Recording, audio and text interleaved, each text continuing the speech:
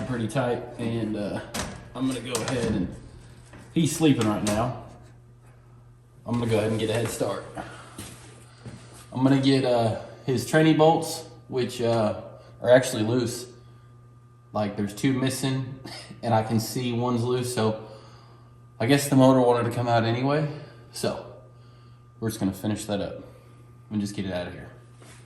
So probably, I'll go ahead and probably unbolt the trans. Oh wow, that's converter bolt you're hearing. Can you make noise with? What in the world? Huh, okay. Well, starter, bell housing bolts, converter bolts. I might undo the collectors. That way tomorrow Josh can just do engine mounts, drain coolant, unhook fuel lines, unbolt the carburetor, and yank it out. All right.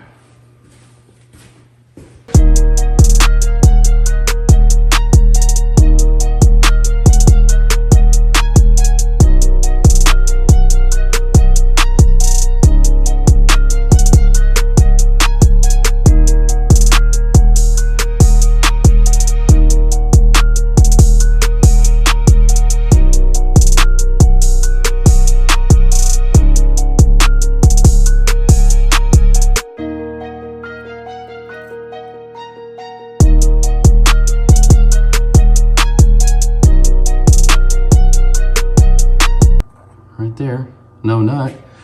And if you look over here, what in the world? The header's only holding that one in. So, yeah. I guess we'll go up top and unbolt the headers, get the headers out, raise it back up. And, well, I guess while we're up there, we'll go ahead and get those two bell housing bolts out. And we might unhook some of the wiring. But yeah. All right, so I'm gonna let this pressure still,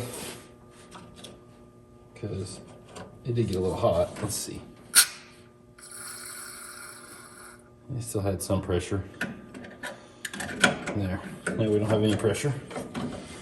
We'll let that chill. I'll drain this probably last. I'm one of those pull the hose off type of people. I don't like using the drain cock and taking all that time.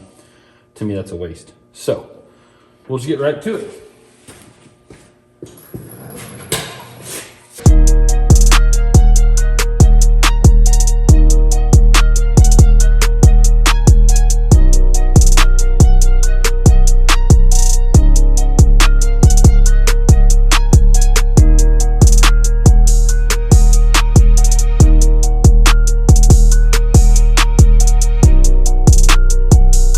Guys, got both headers busted off of there. You're gonna take the breather off, the carburetor off, put the plate on, pull the distributor, get both bell housing bolts, drain the coolant, and unhook both fuel lines. And it should be ready to pull. Well, that should be everything. So I guess if I start pulling it up and we find something, I guess we'll find something, but that should be everything. We're gonna try to see if I can get it underneath this hood. Let's find out. Well, by now you guys can all realize that I have an issue. The issue is I never know when to stop. I was only gonna give Josh a head start, and here we are pulling the motor out because I just don't know when to quit. I always think, well, there's only a couple more bolts there and a couple more bolts here, and one thing led to another, and then the motor was out.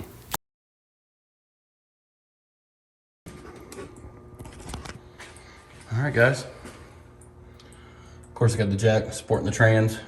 You don't want the trans to wham, bam, fall.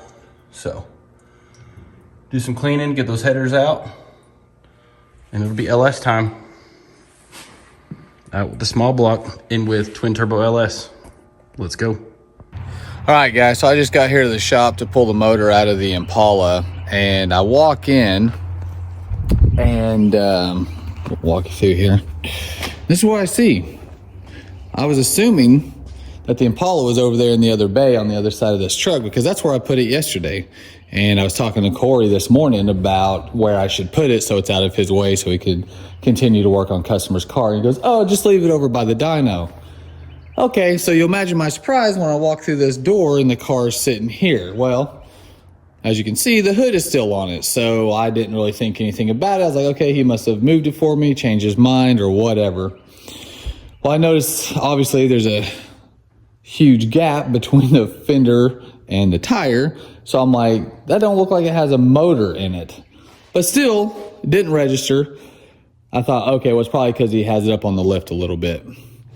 So I'm getting ready to look under it to see what, if anything, he has done. And before I do, I see this note he wrote me. It says, remove starter and make strap support trans to remove jack. It's turbo time. I'm like, what? And I'm still not getting it. And then I look to my left and I see the motor sitting there. This whole time, I had no clue. I never even saw the motor was sitting there because he had the hood shut, which, come to find out, he did on purpose to do that very thing, which was trick me. And give me just a second. And of course, obviously the motor's not in there. So I now have to just remove the starter, remove the headers, and remove the existing exhaust, because obviously we're not going to be using the same exhaust that was in here. So you ever wonder why you're friends with somebody? I mean, I'm not friends with him because he gets shit done, but I'm friends with him because he gets shit done. He does it without telling me. So big surprise for me. Big surprise for me. All night last night, all morning this morning, I was thinking about the headache I had ahead of me. And Corey did this in spite of still working on customers' vehicles. And then he tells me, after he gets done working on this and working on customers' vehicles, he goes home, I'm assuming, had to be 4 or 5 o'clock this morning, and does the dishes for his wife. I mean, if you ever had any doubt about Corey being a solid dude, don't. It's about as good as it gets right there. So, into the sappy part of this, and I'm gonna get you guys set up and see if we can get this exhaust and all that crap out of here.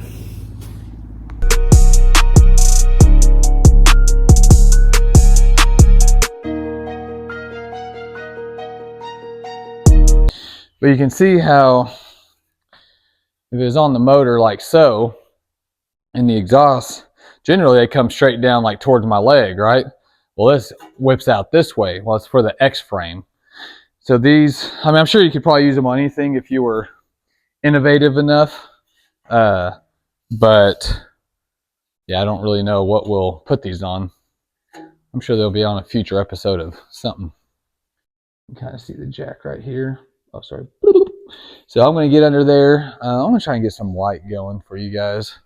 So you can, well, I don't even know. Let me see. Oh, he does have it charging. If you guys don't have one of these, it's like what they call like a hood light. You just mount it to your hood, or they have magnets or whatever. They have different ways to mount it, but this thing is handy.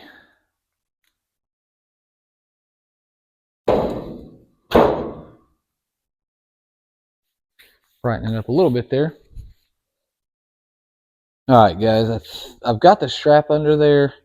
Got it going under the oil pan. I don't know. I may have to adjust it some. I'm going to let this down slowly and see if it's going to rest on that or how far down that plans on coming. Dang, it's kind of lower than I was wanting. Let's see.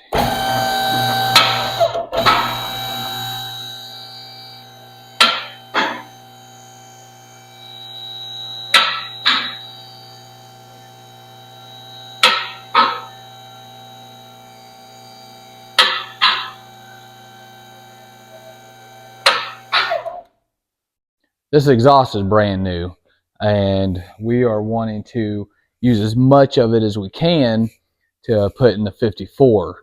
That motor is going in the 54 right now. It just has a 305, and I think if we put a cam 350 in there, it'd be much better. So anyways, so the tips on this are new. I mean, everything from the headers all the way to the tips is brand new mufflers, all that. So I want to save as much of this as possible because it wasn't cheap. Okay. Even though I had Nate Cheney do it, he did a great job, did it at a very fair price. It still isn't something I just want to hack up and be like, well, we'll just redo it later. I want to save as much of this as possible. I'm going to grind off these little welds on these tabs here and here.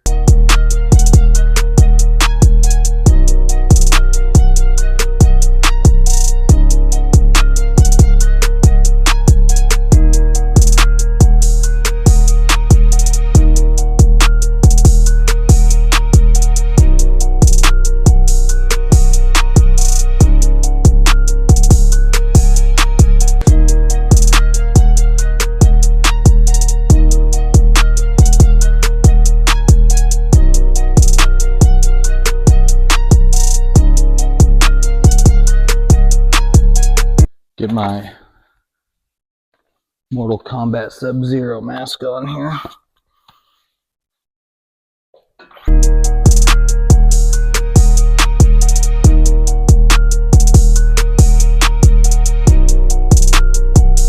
Where else would it be?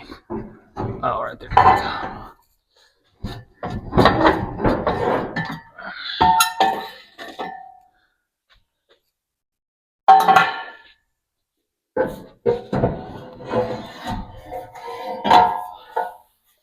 All right, one down, one to go. All right, guys, got it finished, got it out finally. Check this out. Look at that. Yep. Like I said, a rat's gonna chew that off. It actually wasn't that bad considering the room I had, or lack of room that I had anyway. But I guess next step is buttoning up the LS and then setting it in there, and we're gonna have to weld in the mounts for it. I guess that'll be the next step. That'll probably be the next thing we show you guys. So anyways, that's it for now. As always, I hope you liked the video. Don't forget to like, share, and subscribe. Thanks.